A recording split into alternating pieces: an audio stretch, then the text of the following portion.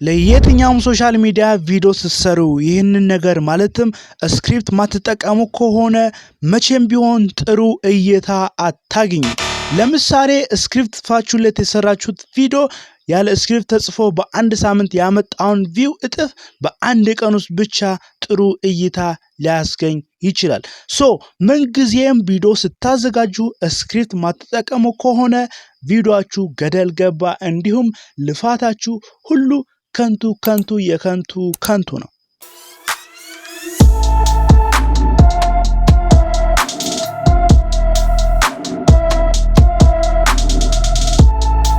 ሰላም ውድና የተከበራችሁ የቻናሌ ቤተሰቦች፣ በቅድሚያ ላለፉት 2 ሳምንታት ስለጠፋው ከልብ ይቅርታ እየጠየኩኝ ቀጥታ ወደ ዛሬው ጉዳያችን ስንገባ አብዛኞቻችን ቪዲዮ ከመስራታችን በፊት ለቪዲዮአችን ማዘጋጀት ያለብን አንድ ወሳኝ ነገር አለ። እሱም መግቢያ ላይ እንደጠቀስኩት ስክሪፕት ነው። ታዲያ ስክሪፕት ምንድነው እንዲሁም ደግሞ እንዴት መጻፍ አለብኝ ብላችሁ ግራ ለምትጋቡ ሞስት ፕሮባብሊ ይህ ቪዲዮ ለእናንተ ነው። በቅድሚያ ስክሪፕት ማለት ራሱ ባጭሩ በጽሁፍ ያለ ቪዲዮ እንደሆነ አስቡት። እናም ስክሪፕታችሁን ለመጻፍ የሚረዱ 5 ወሳኝና ቁልፍ ሀሳቦችን የምነግራችሁ ይሆናል። አብራችሁን ቆዩ።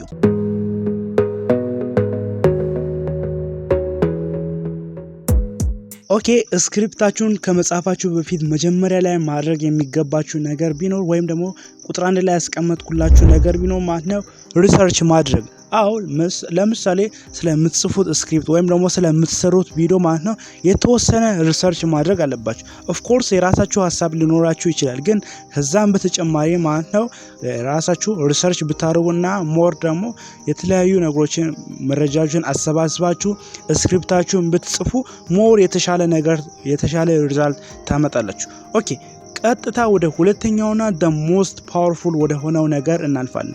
እሱም ማለት ነው ሁለተኛ ላይ ያስቀመጥኩላችሁ ወይም ደግሞ ስክሪፕታችሁን ስትጽፉ መከተል የሚገባችሁ ወሳኝ ነገር ቢኖር ሁክ ነው።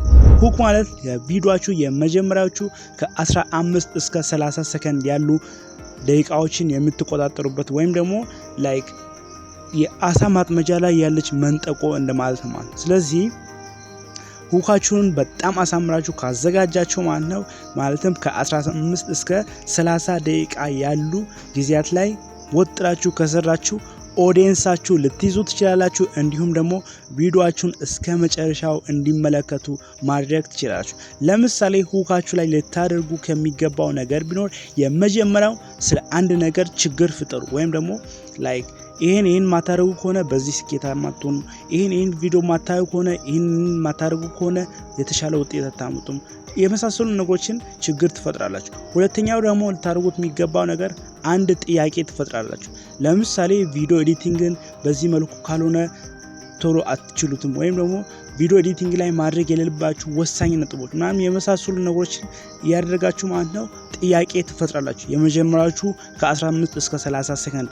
ግን አብዛኞቹ ጀማሪ ዩቲዩበሮች የሚሰሩት ወይም ደግሞ አብዛኞቹ የጀማሪ ዩቲዩበሮች የሚሰሩት ስህተት ቢኖር ሁካቸው ላይ የሚጠቀሙት ነገር ነው። እሱም ለምሳሌ ሰላም እኔ እንትን ባያለኝ ዛሬ የመጣሁት እናንተ ይሄን አስተዋውቃላችሁ ነው። ስለዚህ ባካችሁ ቻናሌን ሰብስክራይብ ማድረግ ጀምሩ።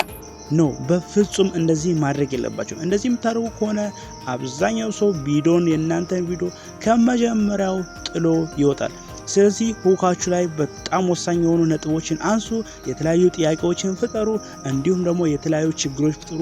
ለዛ ችግር ደግሞ በሜይን ቦዲያችሁ ላይ መፍትሄ አድርጋችሁ ታቀርባላችሁ ማለት ነው። ኦኬ፣ ቀጥታ ወደ ሶስተኛው ሀሳባችን እናልፋለን። ሶስተኛ ላይ የምናየው ደግሞ ሶስተኛ ላይ ልታደርጉት የሚገባው ስክሪፕታችሁን ስትጽፉ ክሬት አን ኮምፔሊንግ ስትራክቸር ወይም ደግሞ በእነዚህ ውስጥ 3 ነገሮችን የመጀመሪያው ኢንትሮ ወይም ደግሞ ኢንትሮዳክሽን የምንለው ነው። ስለዚህ ኢንትሮዳክሽን ላይ ማለት ነው በቪዲዮአችሁ ምን እንደምታሳዩ ወይም ደግሞ የእናንተን ቪዲዮ ኦዲየንሳችሁ እስከ መጨረሻው ቢመለከት ምን ሊያገኝ እንደሚችል እና ደግሞ ቪዲዮአችሁ ባጭሩ ስለምን እንደሚሰራ እና ደግሞ ቪዲዮአችሁ ላይ ምን ቫልዩዎችን ፕሮቫይድ እንደምታደርጉ ታቀርቡለታላችሁ ማለት ነው። ስለዚህ ማለት ነው ኢንትሮአችሁን መጠቀም አለባችሁ። ሁለተኛው ደግሞ ወይም ደግሞ ክሬት ስፔሊንግ ስትራክቸር ላይ የምታደርጉት ነገር ሁለተኛው ሜን ቦዲ ማለት ደግሞ የቪዲዮአችሁ ላይ ሁካችሁ ላይ የተናገራችሁትን እንዲሁም ደግሞ ኢንትሮአችሁ ላይ የተናገራችሁትን ነገር ፕሮቫይድ የምታደርጉበት ፓርት ነው ማለት ነው። ስለዚህ ሜን ቦዲ ላይ የምታደርጉት ማለት ነው መጀመሪያ ለኦዲየንሳችሁ ገና ቪዲዮውን ሲጀምሩ ቃል የገባችሁት ነገር ካለ እንዲሁም ደግሞ እሰጣለሁ ያላችሁ ቲፕ ካለ እንዲሁም ደግሞ ቪዲዮአችሁ ላይ አጠቃላይ ቪዲዮ ስለምን እንደሚያወራ ኢንትሮአችሁ ላይ የተናገራችሁትን ነገር ፕሮቫይድ የምታደርጉበት ፓርት ነው ሜን ቦዲ ማለት ነው። ኦኬ ሶ ሜን ቦዲን ከጨረሳችሁ በዚህ መልኩ ማለት ነው ቀጥታ ወደ ሶስተኛው ስናልፍ ወይም ደግሞ ኮንክሉዥን ማጠቃለያ ማለት ነው።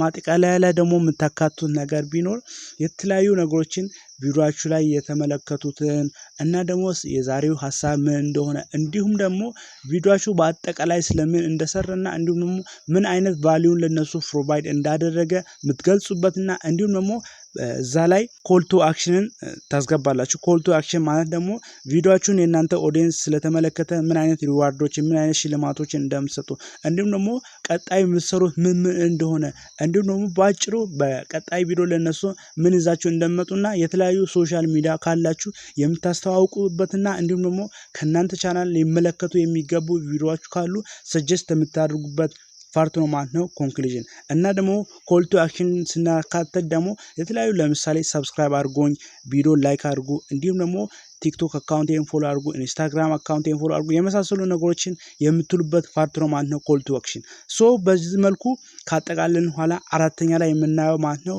ፕራክቲስ ነው። ፕራክቲስ ማለት ደግሞ እዛው ማለት ነው ስክሪፕታችሁን ከጻፋችሁ ኋላ ወደ ኤዲቲንጉ ከመግባታችሁ በፊት እዛው ራሳችሁ እያንዳንዷን ነገር ስህተት ስፔሊንግ ካለ እንዲሁም ደግሞ የተሳሳታችሁ ነገር መግባት የሌለበት ነገር እንዲሁም በተደጋጋሚ የገቡ ቃላቶች ካሉ ታወጣላችሁ ማለት ነው። እዛ ማለት ነው ፕራክቲስ ሪቪው ታደርጋላችሁ ማለት ነው። ሶ በአጭሩ የስክሪፕት አጻጻፍ ይህን ይመስል ነበር። የዛሬው ቪዲዮ ሞስት ፕሮባብሊ ይጠቅማችኋል ብዬ አስባለሁ። ሶ የኔን ቻናል ሰብስክራይብ አድርጉ ብላችሁ ቅር አይላችሁ ማለት ነው። ሶ አካውንታችን ደግሞ እየተመታ ስለሆነ ላለፉት 2 ሳምንታት ምንም አይነት ቪዲዮ ስላልሰራ ማለት ነው። ሶ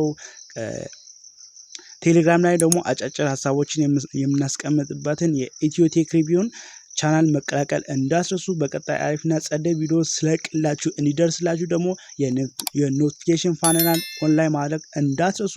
በቀጣይ አሪፍና ጸደይ ቪዲዮ